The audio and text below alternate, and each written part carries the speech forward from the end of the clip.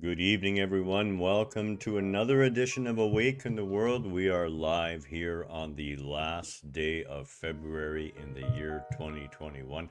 I can't believe February is already gone. Poof, just like that.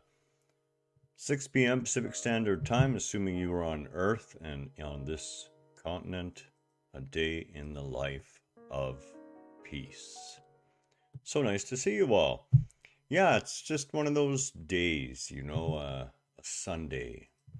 And as I had mentioned in the tiny bit of text I had written, I am old enough to remember when Sundays were basically that sacred day when pretty much everybody was off.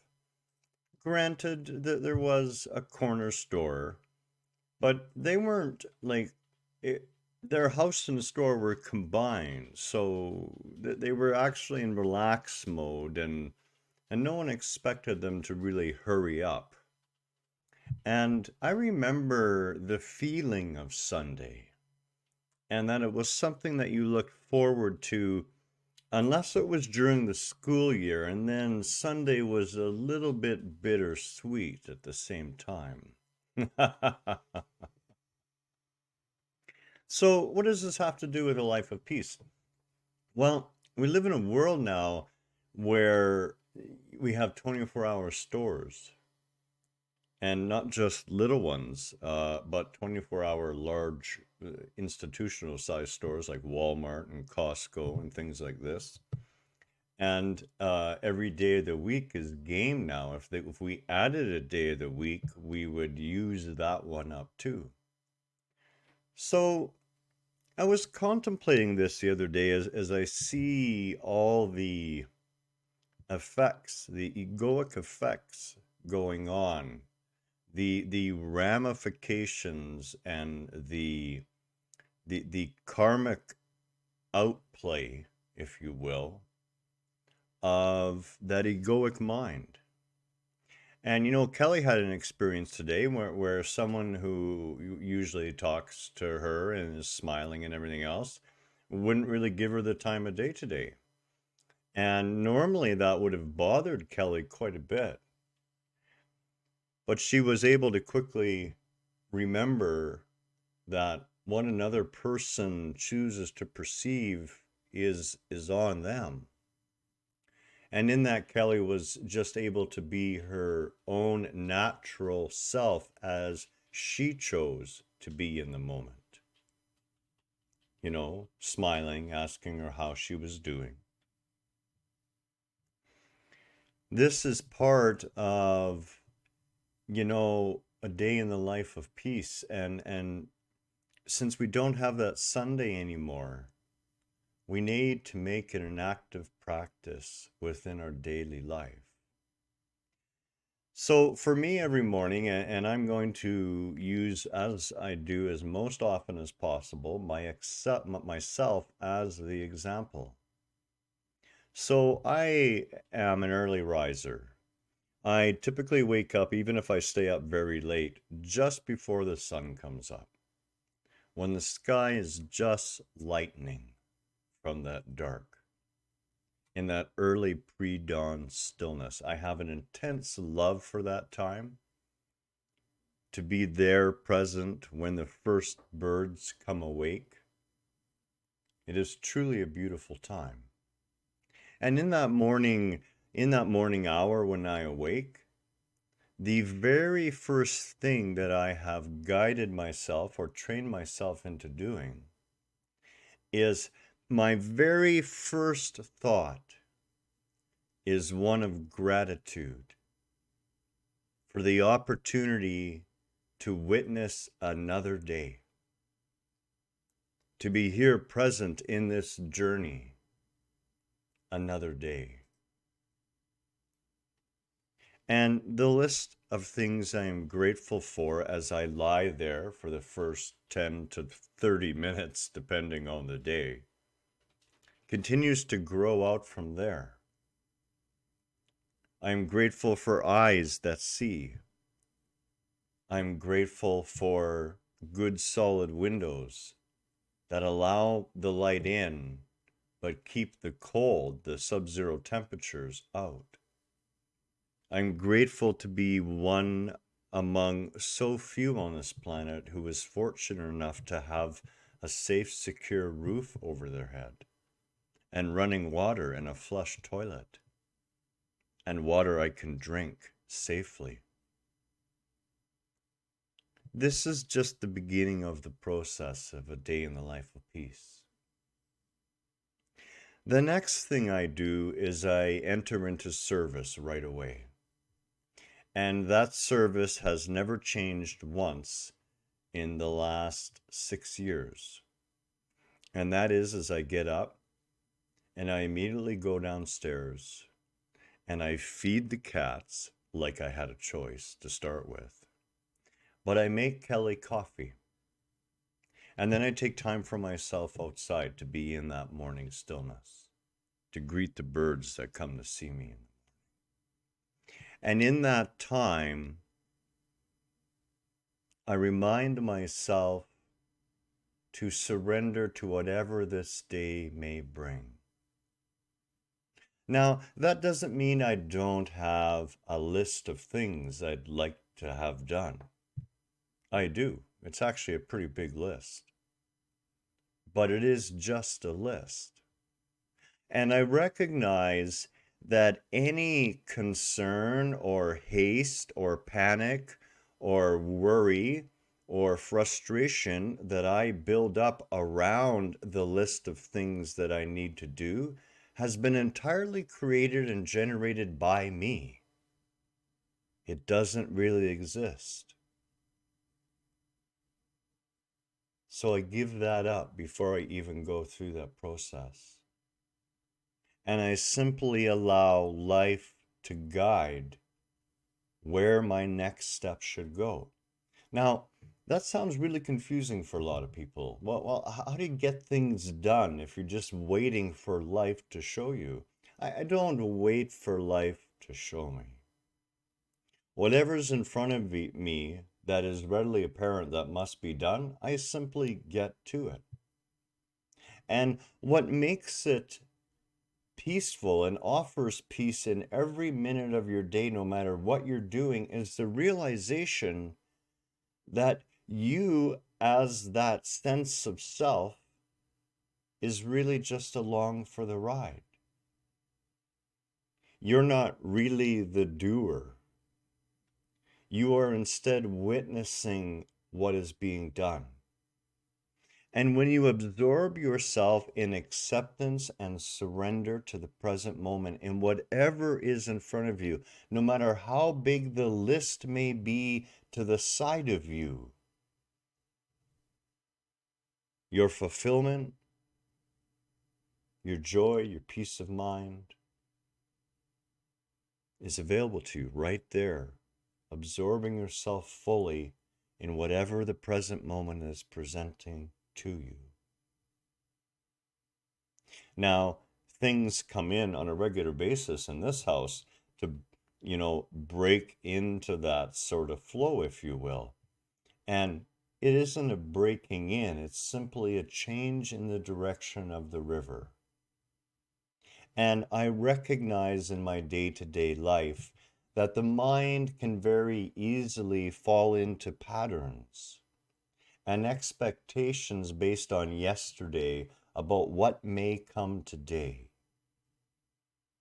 It takes an active reminder to yourself to not hold to those patterns. Peace is a choice, and it's a choice that we make at the sacrifice of something else, or it's the other way around.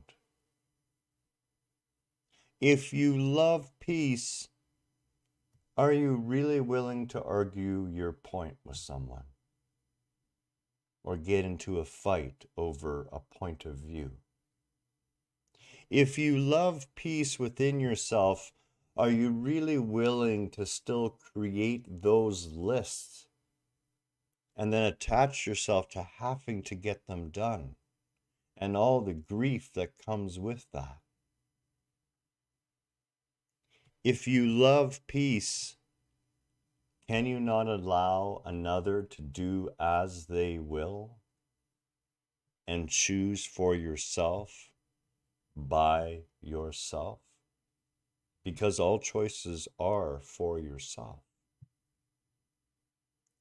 When you come to a place where you value peace more than anything in your existence, you will understand that that centerness of being is where the value of peace is. It doesn't mean necessarily peace without, because you have no control outside of yourself. The exterior peace of Sunday is gone. But now we can have that peace every day. And that peace is within you. An honest willingness to accept what is, regardless of your opinion about it. And if you can, let go of your opinions altogether. When you're willing to understand and take on faith and eventually knowing, and that, I gotta tell you, that's when it becomes a sheer joy.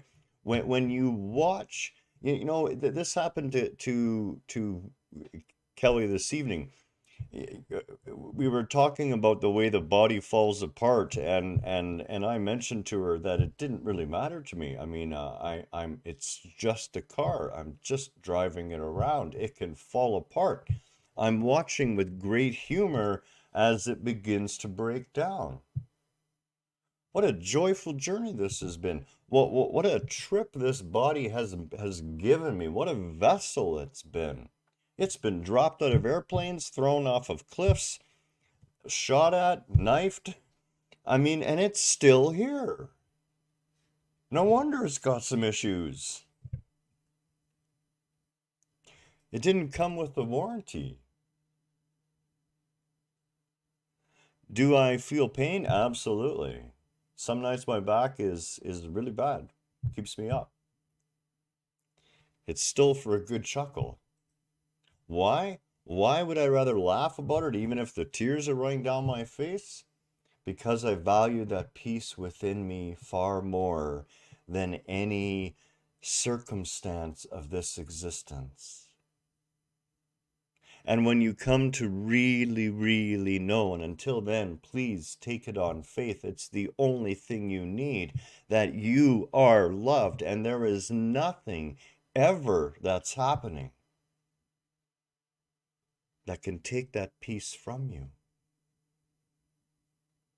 Only you can choose to give it up. It is your ground state of being. It is the core of what you are. Things change all the time. From day to day, I watch the plans I have evaporate at the whim of someone who needs my attention. But rather than rail against that or get upset at the end of the day that that list is still on the fridge or I haven't been able to do what I want to do, I'm instead grateful for every opportunity I was offered to expand and grow and serve another and thereby serve myself. Because, of course, everything I do, I'm doing for me. We love to fool ourselves that what we're doing is for someone else, but we haven't looked at the process closely enough. No matter what it is that we choose to do for another, we're actually choosing for ourselves. And in that, the gift is given from you to you. To you.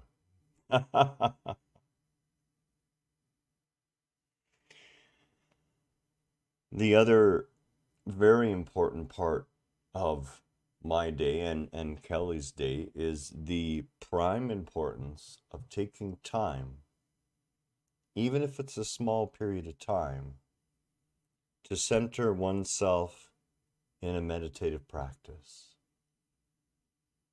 to allow oneself to come back to that place of stillness, We are surrounded by so many things that pull us outside of ourselves. And it is perfectly okay, even in the midst of those lists that we create, to choose to sit on that couch and do nothing for a while. To just be with oneself. To absorb oneself, in the presence of life itself that is you living itself out. We are all part of a magnificent whole, a one that is experiencing itself in apparent mirrored form. Keep this in your awareness every day. In every minute, understand that there is a larger, grander, magnificent picture at work, and the apparent play that you are taking part in here is just that. You will take on and change and experience numerous roles. The concept of suffering is not part of my existence anymore, because I've chosen to value peace and harmony far more than I value anything else. So that doesn't mean I'm not able to take action. That doesn't mean that when somebody intentionally does something that causes damage to whatever is going on in my life, that doesn't mean that I can't take action with it. I do still take action, but what it means is that I don't look at the person who's done that action and say, you're a mean, terrible, hateful human being. You don't deserve to be here. You don't deserve to live. You should be in prison or in jail or whatever. I don't have that in me. It's been separated from that. It's simply addressing the behavior now. And it's done as lovingly as I possibly can, given the circumstances.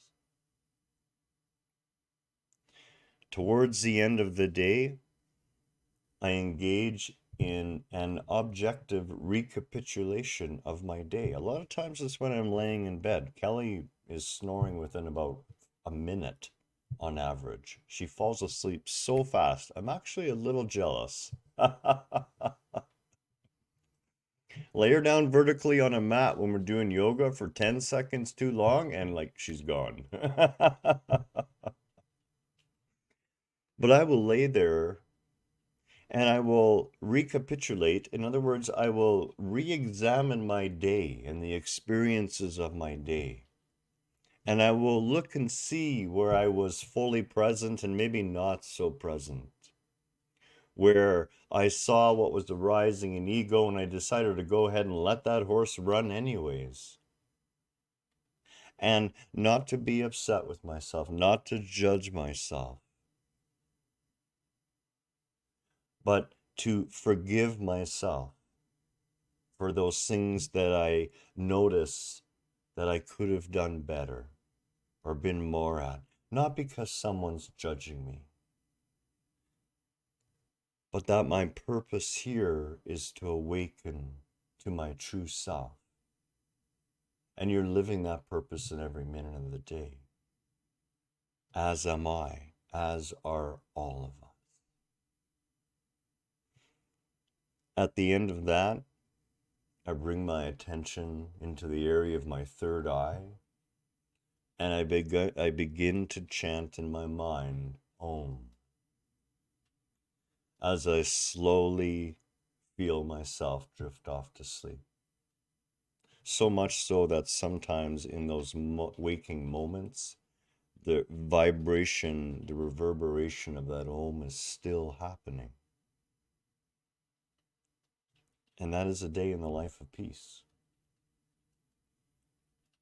It doesn't matter whether there's something that's broken or something happens or something that needs to get dealt with. It's none of those externalities. It's not doing anything with those things that creates peace. Peace is point of view. And just like the one you have now, it's available to you too. Namaste to you on this Sunday evening. Much love. As always, everything is exactly as it needs to be right now.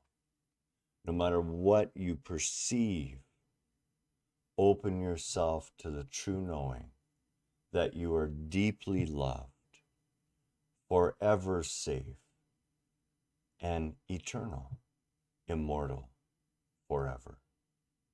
Again, all my love, namaste. Have a beautiful Sunday night. Take care.